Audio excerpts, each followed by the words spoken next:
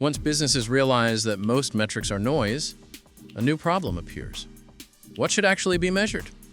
At this stage, many overcorrect. They remove dashboards, they ignore numbers, they rely on instinct again, but intuition without structure is just another form of guessing. The goal is not to eliminate measurement. The goal is to make it selective. Good measurement does not try to describe the entire business. It isolates the few forces that shape outcomes consistently. Most decisions fail, not because they are complex, but because they are made without leverage. Effort is applied evenly, even though impact is not. Some actions matter more than others. Some signals matter earlier than others. Measurement exists to reveal those differences. If everything looks equally important, nothing truly is. This is why useful measurement starts with a simple question. Where does change actually come from? Not activity. Not visibility alone. Not effort. Change comes from pressure points, areas where small adjustments create disproportionate effects. These pressure points are different for every business, but the logic to identify them is the same. They sit between input and outcome, between intention and result. When measurement focuses on these zones, decisions become lighter. You stop reacting to symptoms and start adjusting causes. Without this focus, metrics either multiply endlessly or disappear completely. Both outcomes lead to the same result: uncertainty. Understanding what to measure is not about control. It is about direction. What truly deserves measurement is never abstract. It is always connected to how value is created and lost. The first area that needs visibility is demand quality. Not just whether people exist, but whether the right people exist. Volume alone is misleading. Attention without intent creates movement without progress. When demand is weak or misaligned, every other metric compensates for it. More content, more promotion, more pressure. But none of it fixes the core issue. Measuring demand quality means understanding which problems people actively try to solve, how specific those problems are, and how consistently they appear. When this signal is clear, positioning becomes easier, offers become sharper, effort stops spreading randomly. The second area is reach effectiveness. Reach is not about being everywhere. It is about appearing where decisions begin. Many businesses confuse exposure with presence. They see impressions increase, while influence stays flat. Effective reach answers a different question. Are you visible? At the moment, intent forms. If visibility exists too early, it is ignored. If it appears too late, it is irrelevant. Measuring reach effectiveness reveals whether effort aligns with timing. The third area is friction. Every system has resistance. People hesitate. They drop off. They abandon. Friction is not always bad, but unobserved friction is expensive. When friction is invisible, teams debate messaging, design, pricing, without knowing where loss actually occurs. Measuring friction is not about perfection. It is about locating pressure, where momentum slows, where attention breaks, where commitment weakens. Once friction is visible, simplification becomes possible. The fourth area is momentum. Momentum shows whether progress accumulates or resets. It reveals whether past effort makes future effort easier. Without momentum, growth depends on constant input. With momentum, small actions compound. Momentum is often ignored because it is not loud. It shows up as consistency, stability, reduced volatility, but it determines sustainability. When these areas are visible, measurement stops feeling heavy.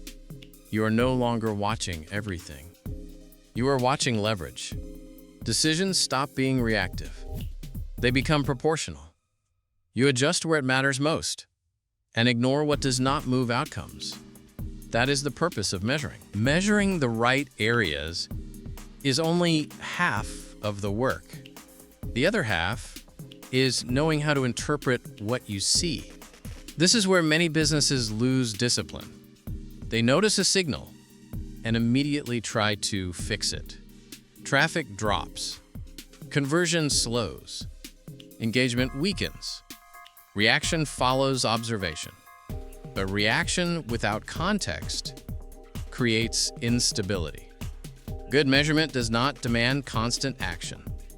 It demands proportionate action. Small deviations require small adjustments. Large deviations require structural change. When every fluctuation triggers a response, systems never stabilize. This is why useful measurement is paired with thresholds. A signal matters only when it crosses a line that justifies intervention.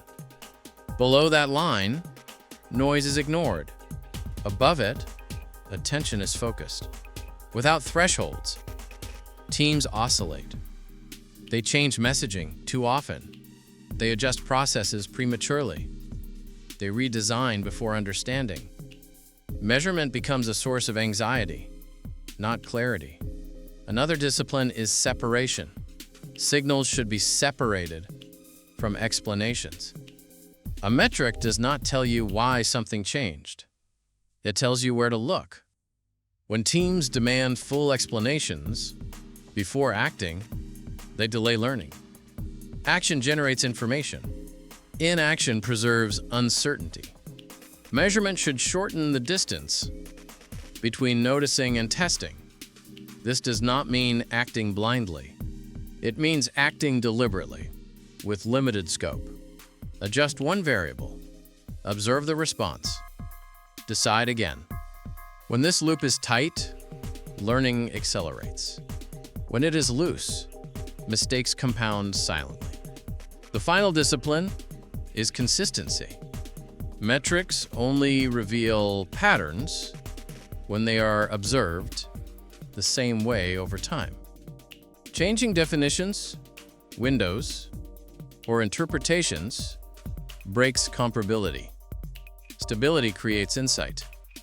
When measurement is consistent, signals become familiar. Deviations stand out. Decisions become easier.